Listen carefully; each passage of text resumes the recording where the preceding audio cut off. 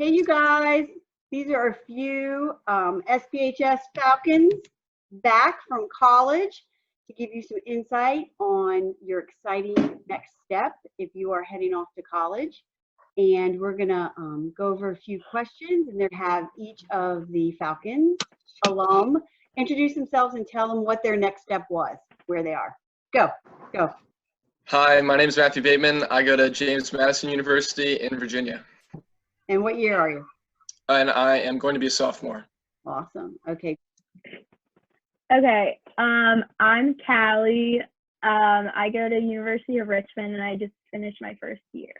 Awesome. Okay. Abby? Okay, hi guys, I'm Abby Parkinson and I just finished my freshman year as a nursing major at Clemson University in Clemson, South Carolina. Hey. Nick? I'm Nick, and I just finished my second year, and I am a conflict resolution major and a Spanish and sociology minor. Where? At Salisbury. Awesome. And Brian? Hi everyone, I'm Brian, and I just finished my freshman year at University of Maryland, College Park. How did you meet? Like, did you ever have to go into the cafeteria and sit alone? Like, how did you meet people? Should I start? Yeah, go. I think something that helped me, my school offered a pre-orientation program, and I think a lot of schools do, so you can move in a couple of days early and you do some sort of activity or something, but it kind of helps you meet some new people. And obviously it's not everyone on campus and you're going to meet a lot of new people, but it helps, at least for me, it helped being in a smaller group. And when all the other freshmen moved in a couple days later, you still knew a little bit more about campus and you kind of knew how to get around more than everyone else, which I thought was really helpful. That's awesome. Anybody else? I personally did, my school's sorority rush was in the fall, so I actually had to go early for that anyway. So that definitely was helpful for me. Not that you by any means have to do Greek life or participate in that, but I found it really helpful because then right off the bat, I joined a sorority and I was able to have that kind of common denominator with the other freshman girls in my sorority. But on the dining hall note, I definitely went to the dining hall alone so many times, maybe more than I went with people. And I actually came to love it because I could just sit by it was a very nice, relaxing time. And sometimes I would find people I knew anyway and just sit with them. So don't be afraid to sit alone in the dining hall. It's some of the most relaxing time. Yeah, I feel like everyone is a lot more welcoming just in general. And it wouldn't be weird if you did that at all. No. Did you go to the cafeteria by yourself? Abby talked about that she likes sometimes eating alone and stuff like that. So we were talking about that aspect. Do you have anything to share on that? I think I was nervous about eating by alone, and kind of the stigma that has in high school, it kind of goes away in college. I feel like because you're more mature, kind of an adult. I see a lot of people eating by themselves, and I did for a while until you kind of find your schedule starts to line up with other people. So it's not something I would worry about too much because it's not that uncommon to do. Nice. Good. I think that's true. Well, that kind of segues into the whole world where y'all are living with social media and stuff, where what it often appears is if everyone immediately finds their people and feels comfortable, and you've left home where you've known everybody for so long, and your parents are there, your school, you've been to the same, everything's familiar to very unfamiliar. And so some people would just assimilate right in, it's all good to go. Did anyone feel like, wow, everyone else from home is fitting right in right away, but I haven't found my groove? Did anyone have any issues with that? I definitely found myself getting kind of stressed at the beginning because there's definitely a balance at Clemson between in-state and out-of-state, but there's definitely still a lot of people from South Carolina. So I remember at the beginning, I would be calling my mom. I was like, Mom, everyone already has their friend group. I don't, what am I doing wrong? I don't have a specific friend group yet. So my issue was more not even just from friends from home, but just around me. I felt like everyone had already found their friend group, and it just takes time, and you'll find your friends and it'll be fine. But I guess my tip would probably just be don't stress out if like you see social media, you're like, oh my gosh, everyone already found their best friends. Like you're not doing anything wrong. Like, you know, it just will come as it comes, and just it'll happen eventually. Great. We were just talking about going to school your first day, few days, and if you didn't know people, what did you do to meet people? Like, I would say, like, for me, not like, I think going to a smaller school, like, sometimes it feels like, because my school has, they're like about 1,000 in each grade, so definitely a lot smaller than all of your schools. But sometimes it kind of feels as though people really have their friend groups already. And you actually find that that's not really the case, especially like I found that out second semester. Like sometimes you feel like you're with that same small group of people a lot. But like continue branching out second semester, and like you can really do it every single year, and you're not like confined to a group if you like don't initially click with them, you know, like you can always find your people as long as you put yourself out there. my perception, did any of you say, I want to join a club and do it? Like, did you, and like, how did you go about doing that? I know when we did our like club fair, I saw this breakdancing club, and it looked really interesting and like weird. So I kind of just signed up on a whim, and I ended up going like a lot more than I thought I would, and learning a lot and having a lot of fun. But yeah, like I think people do take advantage of it, and I know like Brian was saying, my roommates also were kind of like having a bit of a bit trouble finding their space, and I was telling them just sign up for a club. People are really like, they're really like nice and like welcoming. Like it's very rare that you'll like, you know, they'll not like welcome you in and give you a shot, you know. Right. Anyone else join anything fun? I'd love to see this breakdancing. That is so cool. That's so fun. It's fun. Just like some advice I would give, because I remember going to the club fair, and it was like the first week of school, and I still like didn't really know my way around or anything. And I just remember it being really overwhelming, and like having people throw stuff at you, like it was just crazy to like write your email down, and at some points like, you didn't even know what you were signing up for. And they were like, oh, like you have to come to this meeting next week if you want to join. Like this is the initial like mandatory meeting. So just like I would say maybe like research it a couple of days beforehand, like nothing crazy, but just so you have a better idea of what you might want to do. Because sometimes they have like dates that you have to come to a meeting, and like you obviously don't have to join if you don't like it after that first meeting, but some of them I feel like are stricter than others. So just kind of like have an idea beforehand so it's not as overwhelming. That's good advice. Mm-hmm.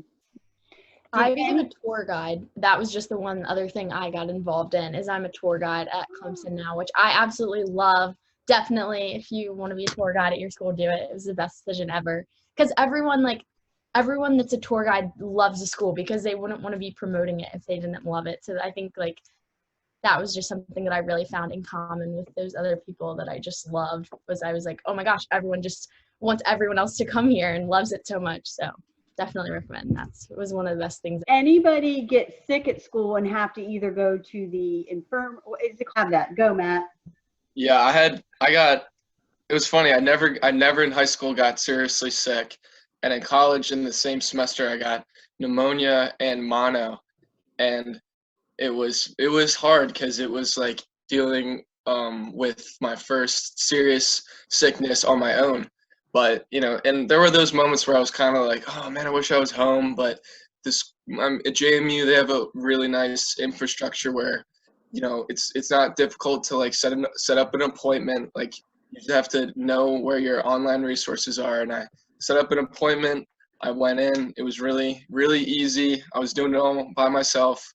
And they also have an area on campus where you can buy medicine and stuff. So I got prescribed antibiotics, and then I walked downstairs and I got to buy them for discounted prices from the school, because it's, you know, I don't know exactly how that works, but you know, it was not terrible like to figure out on my own, even while being sick. And my and it was a nice moment, because my suite mates were, you know, kind of like taking care of me and stuff. So it gave you that moment where it's like, yeah, I might be living like without my family, but I'm not alone. Like I have, you know, other people here to help me and make me feel better. That's awesome. Did you know what to do before you got sick, or did you get sick and have to figure that out? Like figure out that whole system at JMU? I knew, like, our health center is in the same area where you can get tutored, and I got tutored a lot for math, so I was there all the time. So I knew where it was. I never had been in. I never had set an appointment, but I mean, it wasn't hard to figure out, and even if I was confused, I could find someone maybe that lived in my hall that had done it before, or I could, if I really needed to, I could ask maybe like my RA or hall director for help. But yeah, I mean, I don't know about the other schools, but it wasn't terrible to figure out. That Matthew just stuck us right into the next thing, is the whole getting help. And you know, there's a lot of talk back when y'all are in high school about our pity 50 and, you know, redo and all that stuff. And then you get to college, and college work is different, I would say. And professors don't really care that, you know, you didn't get up for class because your alarm didn't go off and your mom can't call and all that good stuff. So I love, Matt, that you talked about tutoring. How can you tell us, like, did you know right going in, I'm going to have to get a tutor? Like, tell us how that happens. Give us a scoop. So I knew going into college that I was going to have to take calculus, and I was never a very skilled math student. And my dad would always tell me about how in college he was always in office hours, like always, you know, getting extra help or whatever. So I found that office hours were sometimes harder to go to get help, because sometimes there's a lot of people there. Sometimes, you know, he's not always available. So one thing that's really cool that my school offers is free peer tutoring. So I could show up, sign in, and then there would be a student that would, you know, be helping a table of like maybe 10 people, and you can just ask him any questions you want. And it was nice, and it was kind of something you might not know unless you have to look for it. But that was one thing I remember on the tour, Abby, that they were advertised really heavily. But if I wanted to pay a tutor, I always get emails about that. So it's definitely easy to get help, especially, and it's nice that you can also get it for free. Nice. Anybody else get help on anything? Go, Brian. Yeah, so going in, one of my classes I took in the fall was Aerospace 100, which was basically like a general you know, overview of the whole engineering school. And they talked about Keystone Center, which is one of the places that I went to very often for tutoring. They did math, engineering, chemistry, and physics all in the center. It's a bunch of peer students, so anywhere from a sophomore up to a graduate student is in there helping, and it's all free. And then one of the things that ROTC does, which is very helpful, is they mandate 4 hours a week for tutoring sign-offs. So I had to go between Keystone Center office hours, TA office hours, and then like different tutoring centers just to get sign-offs and just to help me with whatever course I needed. Specifically this past semester, I had to take Aero 202, which was a coding class, and I didn't know anything about that. So I went to my professor's office hours very often, and I could definitely recommend that. As Matt said, it's not always the easiest, but if you can, I try to talk to the professor as much as possible because he's the one teaching the course. Nice. Y'all are giving such good advice. Girls, did you ever use any help? For me, I had to take 2 semesters of like a freshman writing course, and I like definitely don't consider like my strongest skill to be writing. So for me, I go to smaller schools, so my writing classes had 16 kids in them. So going to talk to your professor was like, at first I was really intimidated, but they're actually really nice and they're really there to help you. And if you give them time to like, they'll read your draft for you if you ask them ahead of time. And it's just really helpful to get that advice from people. And then they also have like writing centers that I've been to before that are really helpful. And then my school has like speech center. So if you have a speech to prepare for, that's really helpful too. Wow. It seems like there's a lot there if you take advantage, if you like reach out. Yeah, for sure. There's definitely like a lot more resources than high school. You just have to make the effort to use them, which is something like at first I remember being really nervous to do. Like I didn't know how to make an appointment with the speech center, but it's actually really helpful. And once you do it once, like it makes a big difference. That is nice. So what about, you know, everybody always talks about the whole roommate drama, and what if you get a horrible roommate? And I've heard some nightmare stories and whatnot. Did anybody in this group not particularly bond well, like badly? Okay. So what do you do about that? Do you suck it up or what? So as I already said, my roommate was in ROTC as well. So I had to see him a large portion of the week. And him not being the cleanliest person made that a little bit awkward. But I will say, at least with Maryland, they make it very easy to find places to study, not in your room. So every lounge or every floor has a lounge in it that's you know, a bunch of couches and tables that you could just sit and study at. I'd also be studying on the mall when it's nice outside, or if I'm at tutoring. So I found a lot of different excuses, if you will, to get out of the room besides class, and that made it a lot easier to deal with my roommate. But I will say one thing that I didn't do that I wish I would have was conflict resolution. I didn't really ever bring it up to him that I was having issues living with him. But I feel like if I did, it probably would have gone off better. That's good. Anybody else? That's good. I like, I think even some schools have official conflict resolution, like mediation groups. But even, I'm not a good confrontation person. So I hear what you're saying, Brian. Like in retrospect, you know, depending on how you deliver it, maybe talking about things with your roommate could really help the situation. Because sometimes we don't know what we're doing. You know what I mean? Exactly. Yeah. I don't think he ever realized the things that I didn't like that he was doing because I never told him. So I think it kind of just went on and went on. But you're living there at this whole new town, and there's only so much time you're in school, in class, actual class. Was there a time where you're like, I don't know what to do with myself right now? Or was it like at all times, like were you ever lonely or bored or I don't know what to do with myself? Yeah, so I guess I can start with that. So I will say in the fall, I felt like I was always doing schoolwork. Like just every single minute that I wasn't sleeping or eating, I was doing classwork, which I didn't mind, you know, it kept me busy. But in the spring, even though I was taking more credits, the classes were a lot easier. So I ended up having a lot of free time that I ended up just using for, you know, going to the gym and working out, or just hanging out with friends or whatever. And, you know, obviously it just depends on your semester schedule, but you might have a bunch of free time. And that's when I'd recommend moving towards clubs or activities or something that you can actually spend your time well doing so. Try something new.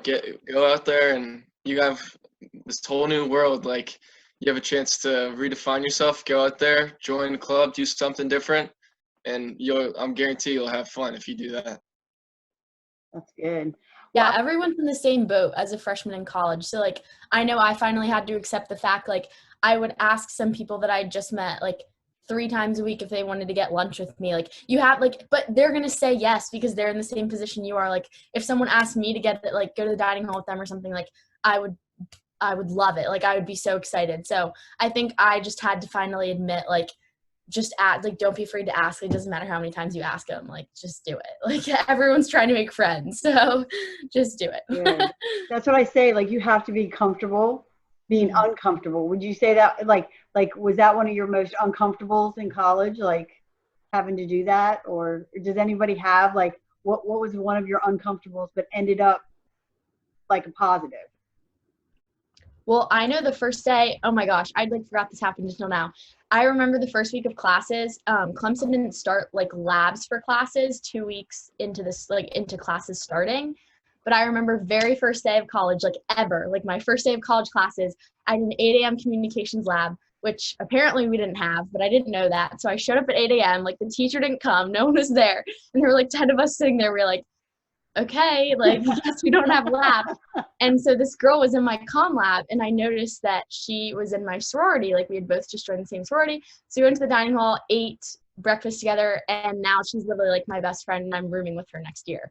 So stuff like that, like little fluky situations like that, and just like finding those kind of things, even like a little thing you have in common, like she's like my best friend now. So it's just, you never know what's going to turn into something else. So did anyone have a situation where you were worried about somebody, and what did you do? I had a friend who would drink way too much, and then he would just start saying all these really like suicidal and depressed things. And for a while we just kind of like, we thought it was just kind of a fluke, and then when it happened twice, 3 times, I started to get worried, me and my friends. So I went to the health center actually, and I asked them, and they were like super helpful. They're like, oh, you need to go here, and everyone kind of knows how to deal with that kind of thing. I personally am not super good about like talking about emotions and stuff, so it was nice to go to the blanking on the name. It was like a student. It was kind of like a therapy thing, and I went there and talked to them, and they gave me all these like this paperwork. Literature, and gave me a bunch of resources that I could go like try to refer them to, and hopefully get them to come in and talk to them. So it was pretty easy to find help for them and reach out. I was something I was not super confident in, but it actually was very easy. That's awesome. Anybody else?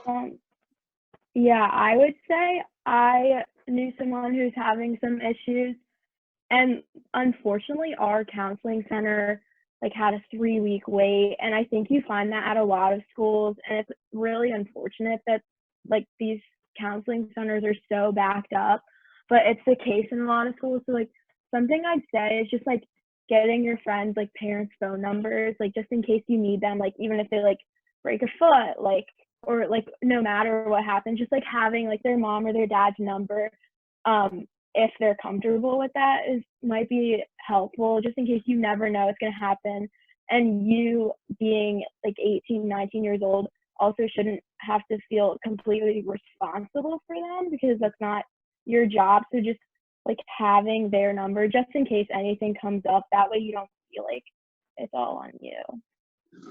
That's really good. Yeah. Thank you for asking us, Miss Jackson. Yeah. Thanks for doing it. Bye, guys. See ya. Thank you. Bye.